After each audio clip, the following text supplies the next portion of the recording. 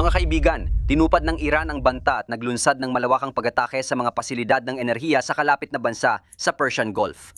At ang presyo ng gas sa Europa ay tumaas ng 30%. Nangyari ito matapos ilunsad ng Israel ang malaking pag-atake, gaya ng sinabi ni Trey. Sa pinakamalaking gas field sa mundo na nasa baybayin ng Qatar at pinaghatian ng Qatar at Iran. Tumugon si Pangulong Trump sa balita sa Truth Social at sinabi, walang kaalam-alam ang Estados Unidos tungkol sa pag-ataking ito at hindi rin sangkot ang Qatar sa anumang paraan ni wala silang ideya na mangyayari ito. Walang dagdag na pag-atake ang Israel sa South Pars Field maliban kung padalos-dalos na umatake ang Iran sa inosenteng bansa. Sa kasong ito, ang Qatar. Ang South Pars gas field sa Persian Gulf ay pinaghatian ng Qatar. Tulad ng nabanggit, ito ang pangunahing pinagmumulan ng gas ng Iran at mahalaga sa kanilang export. Karamihan ng gas ng Qatar ay napupunta sa Asya, lalo na sa China. Ang Estados Unidos ang pinakamalaking exporter ng LNG sa buong mundo. Nagkaroon ng matinding pagtaas dahil halos wala namang export mula sa Estados Unidos noong 2016.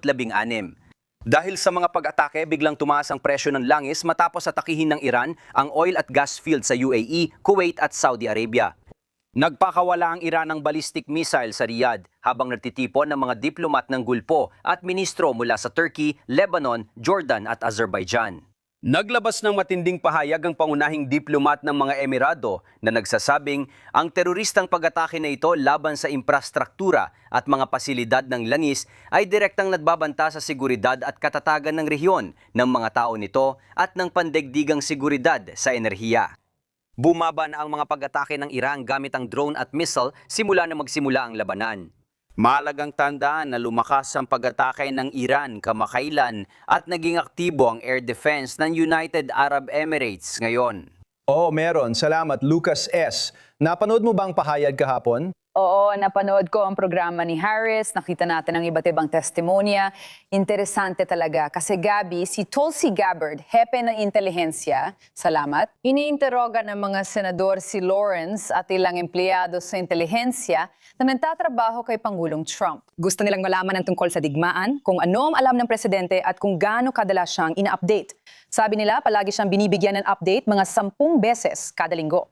Tumatanggap siya ng impormasyon mula kay John Ratcliffe, direktor ng CIA, at lagi siyang ina-update tungkol sa intelihensya sa buong mundo.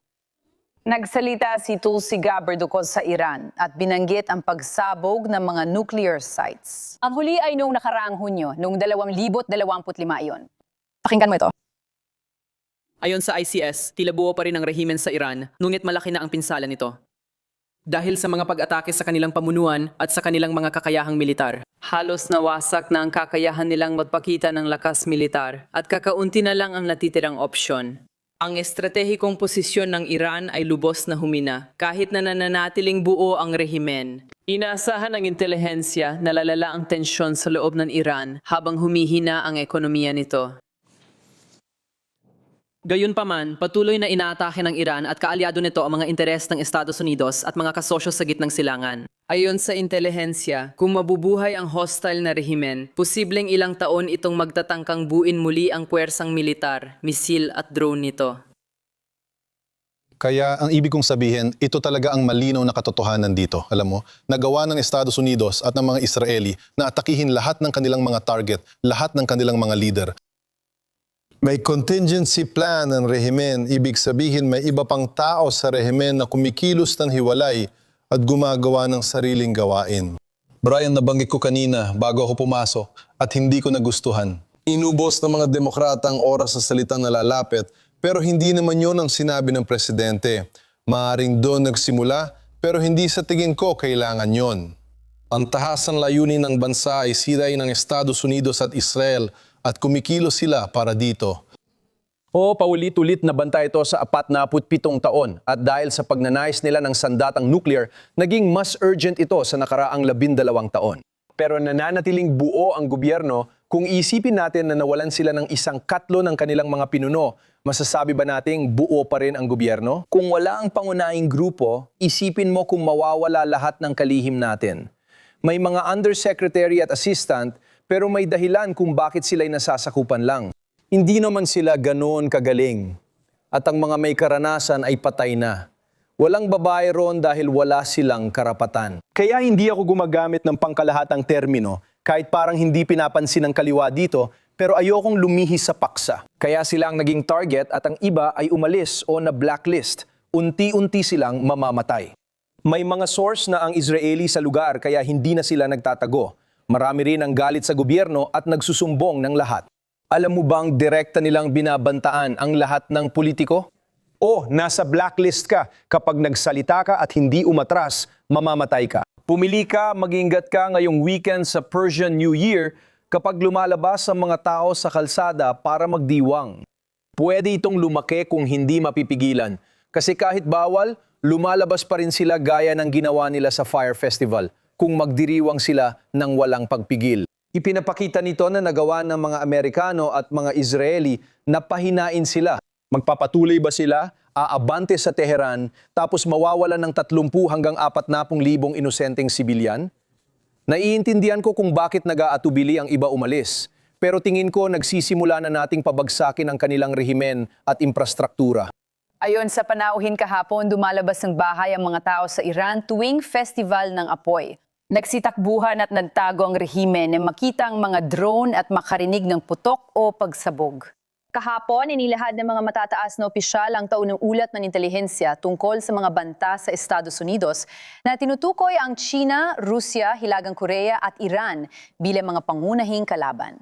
Bukod dito, inilabas ni Tulsi Gabbard ang taunang pagsusuri ng mga banta ng Amerikanong intelihensya para sa 2026.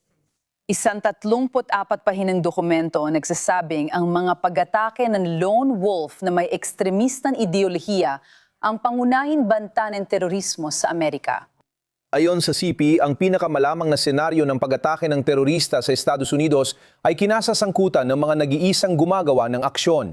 Ang mga individual na ito ay naimpluwensyahan ng banyagang ideolohiya at ginagamit ang mga kaganapan sa mundo gaya ng labanan sa Gaza. Upang maghikayat ng radikalisasyon, ang Al-Qaeda at ISIS ay naglalatala ng media na pumupukaw ng pag-atake at nagbibigay ng taktikal na gabay sa taga-suporta. Pwede nang magsulat noong 2002, kaya ayon, tuloy-tuloy at nagpapatuloy. Ang kailangan natin ay 100. At si Pete Hegseth, kalihim ng digmaan, na magsasabi niyan, ngayon kailangan natin ng 200 bilyong dagdag na budget para sa digmaan. Hihilingin nila agad, ewan ko, puputulin ulit ng mga demokrata ang pondo sa digmaan. Hindi lang ito tungkol sa bawas pondo sa digmaan. Nakatanggap sila ng ulat mula sa intelligence ukol sa banta sa teritoryo ng bansa habang 80% ng mga analyst ng DHS ay hindi pa rin sumusweldo. Si Mark Rutte ay namumukod tangi ulip. Mananatili ang NATO, tutulong tayo, pumasok na ang Estonia, nagiging tampok ang Finland at sinabing sasali at tutulong din. May hukbong dagat sila, hindi ako sigurado kung ano ang mayroon ng Estonia, pero walang mas tumatatak kaysa sa Ukraine. Sa ulat, binanggitin niya ang ISIS at Al-Qaeda. Sinabing gusto pa rin nilang atakihin ang Estados Unidos. Ang kakayahan nilang plano at kumilos ay lubang nabawasan, pero lumalakas sila sa Africa. Nasangkot sila sa ilan sa mga lokal na labanan doon. O ibig sabihin ang komando sa Africa ay nasa Germany talaga at halos sila ang may kontrol sa banta na yon. Madalas nabigo ang pagsalakay ng Russia at Wagner upang mapagtibay ang kanilang posisyon doon.